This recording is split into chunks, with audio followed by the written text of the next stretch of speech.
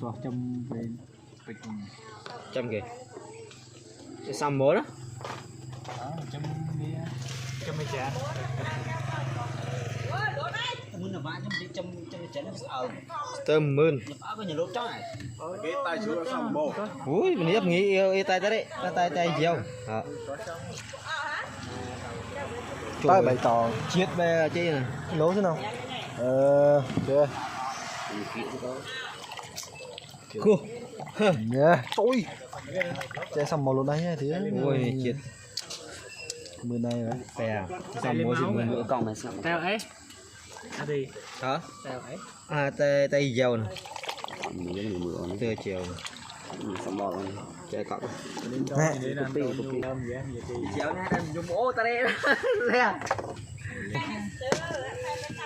tiếng ạ bạn